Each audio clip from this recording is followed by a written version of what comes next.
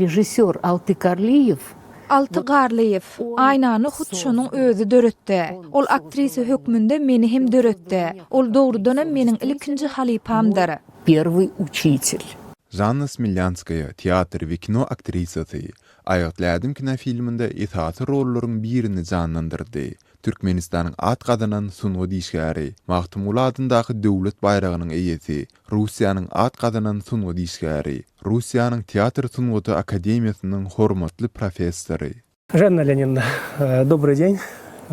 Хочу вас поблагодарить, что вы согласились с нами встретиться и дать нам небольшое интервью. История одной роли. Как все это происходило? Вот этот съемочный процесс можете с нами поделиться? Первое, что сказал Altı Karliyev, удалить два передних зуба. Altı Garliýewiň ilkinji diýen zady öň hatardaky iki dişini sowurt boldy. Meniň uly we owadan öň dişlerim bardy, emma bir dişim azrak beýleki dişiň üstüne düşýärdi. Ol menden öň hatardaky iki dişini sowurdup bilersiňmi diýip sorady. Men bolýar diýdim. Düşünüň, biz Sowet adamlardyk, gerek bolsa edäýmeldik. Men ssenariýany okudum, onu haladym we kabul etdim. Men rolu canlandyrmaga taýýardym.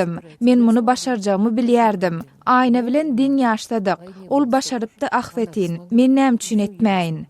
Altı Garliýewiň şahsiýetinde men taryhyň, etnografiýanyň, lybasyň, däp desurlaryň, gara ähli zadyň bir muşdagyny gördüm. Ol ähli zady maňa gurrun bererdi. Ol maňa hem kaky, hem eje, hem de rejissör boldy. Всё мне рассказывал. Он был мне и мать, и отец, и режиссер. Настолько ли было тяжело работать с режиссером? Он, конечно, Ol gurrunsyz bir diktatordy. Onuň bilen Baba Annanow gaty kyndy. Baba işden aýak dirýärdi, emma ol bu tutaşan duýgulary içinde de söndürýärdi. подавлялся.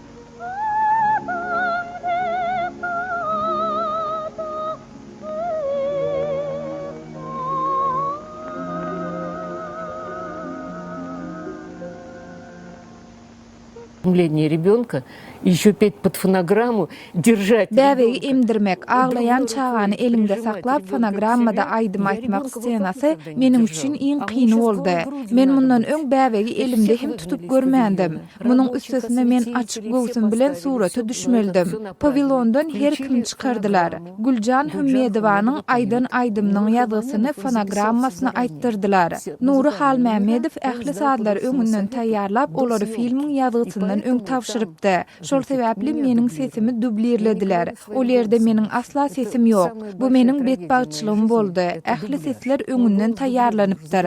Всё заранее. Что для вас является в вашей жизни решающим шагом? Книгу «Решающий шаг» мне подарил. Aýatly Ädim kitabyny maňa berdi Kerbabaýewiň özü sowut beripdi. Ol kitaba Janna seniň aýatly Ädimiň aýatly Ädim bolmagyny arzu edýärin diýip ýazy galdyrypdy. Men soň Altı Garliýewiň ýanyna baryp bir suraty ýazy galdyrmagyny soradym. Ol şonda Kerbabaýew näme ýazdy diýip sorady. Men aýdanymdan soň ol onda menem şeýle ýazjak diýdi. Goý aýatly Ädim seniň durmuşyň hem aýatly Ädim bolsun. Bu şeýle de boldy. Стал решающим шагом в моей жизни.